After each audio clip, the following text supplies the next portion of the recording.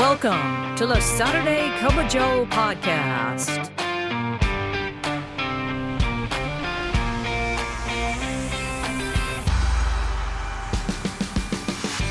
This podcast is dedicated to EAS employees of the U.S. Postal Service and members of the National Association of Postal Supervisors.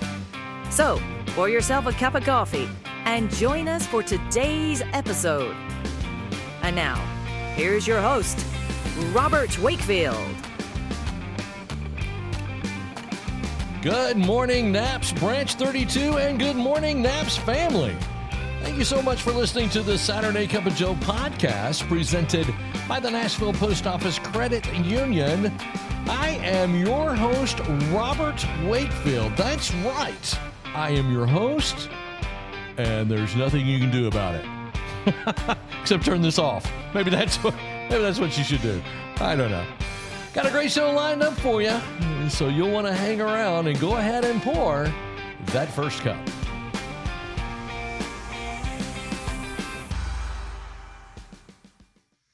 Want your savings to do more than just sit there?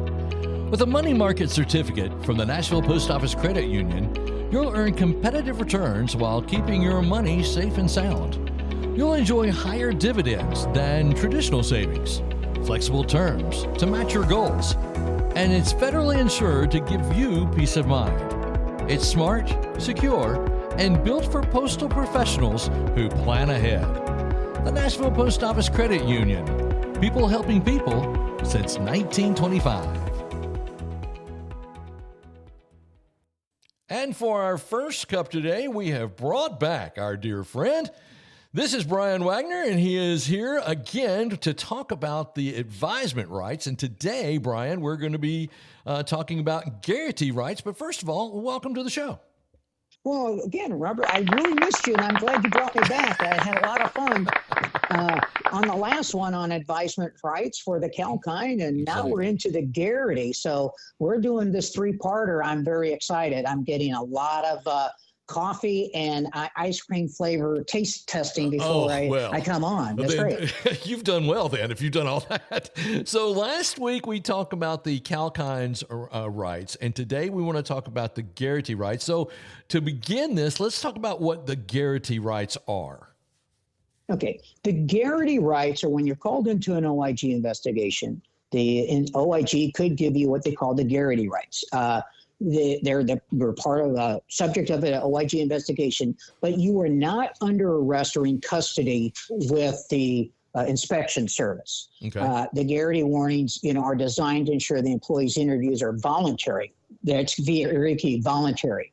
And a Garrity warnings, advise the subject that they may remain silent on matters where they may be criminal exposure, right? Or there may be criminal exposures, but they must report on activities that are not subject to criminal exposures. So it's kind of like, you got to watch what you say. Right. And the other thing is subjects or people in these investigations for Garrity are also reminded that the interview is strictly voluntary.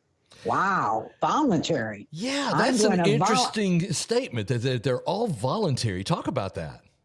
Well, one of the things we talked about is you have to cooperate in an investigation, right? Mm-hmm. Part of the 665 and the ELM. Right. But one of the things is when you go into an OIG investigation with your NAPS rep, and you're going to ask, can I leave and am I under arrest? Well, what they will do is provide you what they call your Garrity warnings. And it will say, I, Brian Wagner, have been advised by the special agent, Robert Wakefield, who's identified himself as a special agent. You're a special agent, Robert. Oh, thank you. About my Garrity rights. And in connection with this, I have been advised, and they'll give you a document that says, I have a right to remain silent if my answers may result in a criminal charge being brought against me.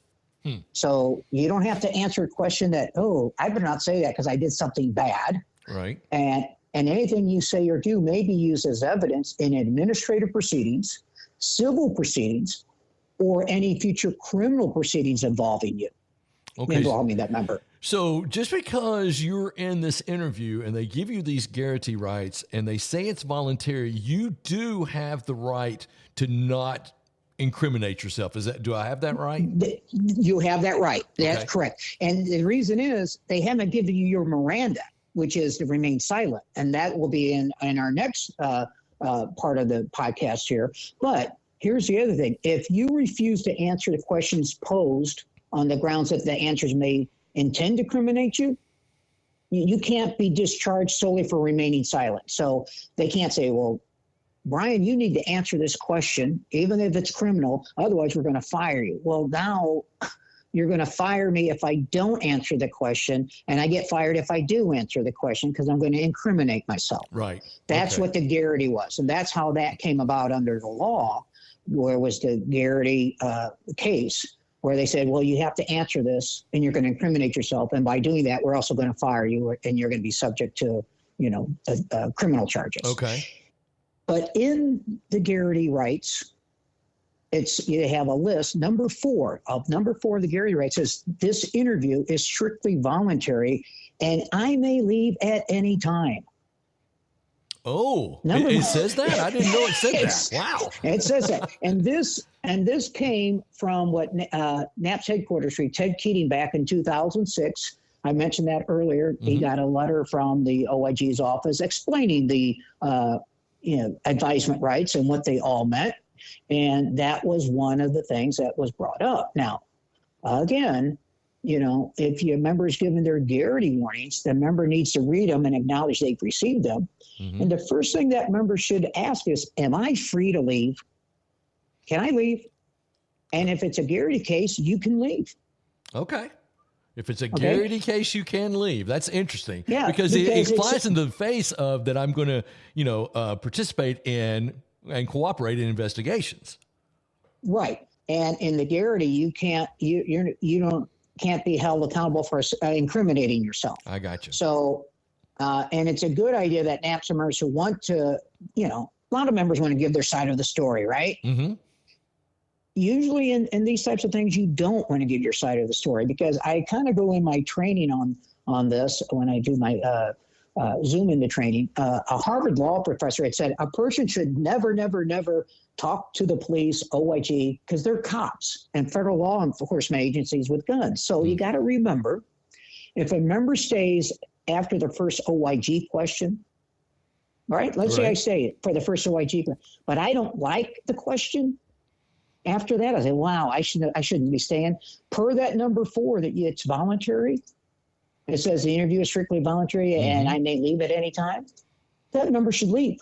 Yeah, there you go. And because most likely this is going to be a criminal case. Okay.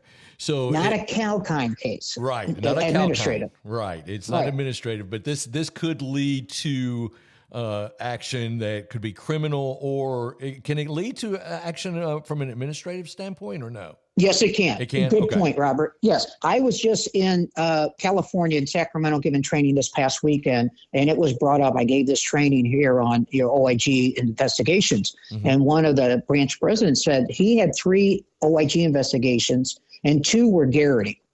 The person was being investigated for theft, but they didn't have anything on this person yet. So they were asking questions, but it was Garrity, but it was going to lead to criminal. So consider Garrity possible criminal charges. Okay. You're not in the custody, you're not arrested, but you want to make sure that you don't incriminate yourself. Exactly. So, and I'm going to tell you, in cases like this, if it's Garrity, you would leave and then you would go get an attorney. Okay.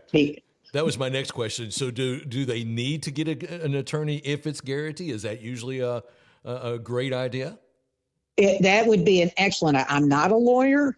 I haven't played one on TV, but I have stayed at a Holiday Inn. Well, there you go. But I will tell you, when you're talking with a NAPS rep, there is no NAPS client member confidentiality. Mm-hmm. A NAPS rep can be called in as a witness for the OIG. Right. And when you're in a Garrity OIG investigation, that could lead to criminal. It can also lead to administrative, because if they find you've done something criminal, then they're going to fire you for being a criminal. Right. So you want to make sure you seek legal counsel. So that's the best way. That's a great idea. Let me ask you this question. So I've been advised of my Garrity Rights. I say, okay, this interview is over. I get up and leave. What are the consequences of me leaving? Well, because they gave you your rights, it's voluntary because it's voluntary. Oh, okay. The consequences are they're still going to probably do an investigation, but because it's a voluntary OIG investigation because they gave you your rights, they can't say, well, you didn't cooperate. Well, yeah, you did because it's voluntary. Okay. I did cooperate. So, and I want to make sure that my rights are protected. So you want to make sure that we don't give legal advice as NAPS reps per se. The best legal advice is get an attorney. Right. That's not really, that's just common sense, because you don't want to give as a NAPS rep, oh, you shouldn't say this or you shouldn't do that. Here's how I would say this, whatever. Just don't, by giving them instructions that could lead to criminal, they could come after you for, giving them bad advice. So that's why seek legal counsel when it comes to Garrity. So that's a great point, Brian, that I wanted to bring up. So if I'm a representative and they present Garrity Rights to the person I'm representing, should I stop the interview there and have them get their legal counsel? Is that the advice? What would be, you would say you're going to leave, you would recommend to the member that they contact a legal counsel, because anything the member says in those Garrity investigations and they incriminate themselves, you as the NAPS rep are a witness for the OIG that you were there when it happened. And if you start discussing the case with this person that they may have done something criminally, right? Criminal or civil, and they could subpoena you as a witness. What was said? Who was said? Yeah, because we don't have the what is it called? The client privilege? Is that what it's called? Correct. Yeah. That is client privilege. Legal. Yeah, lawyer-client privilege. That's it. Okay. So, and again, the issue is when you're into these investigations, focus on your questions. If you can answer them and they're within the realm of just your job, that's fine. But if most likely Garrity is going to could lead to criminal charges. Okay. That would be to me the light bulb going off and going, you know what? I think I'd best seek an attorney first. It may not lead to criminal, but if it does, I'll be protected. And it can always lead to, or could always lead to, administrative discipline charges, up to removal. Yeah. And again, OIG doesn't remove you. The post office does, per the OIG's recommendation. Okay, so that's a great point right there. So let me ask you one more question, and the question is this: how many Garrity Rights have you been a part of that you've had to represent someone? None. Me neither. The ones, usually.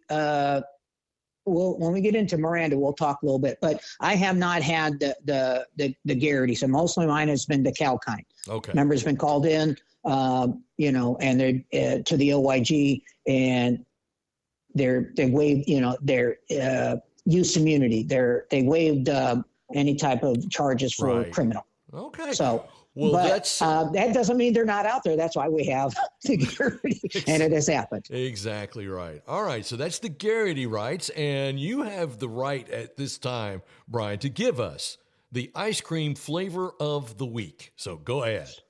Well, this is voluntary, so I'm going to stay cinnamon snickerdoodle. Cinnamon snickerdoodle. Oh, that sounds fantastic. I'm a big cinnamon fan too. So I mean, I'm a fan of all ice cream, but except maybe guacamole. I've had guacamole. That one I can't recommend. No, I don't think I want guacamole. I like it with my dip, and yes. No, that's exactly right. Brian, thank you so much for being on the show today. We really do appreciate it.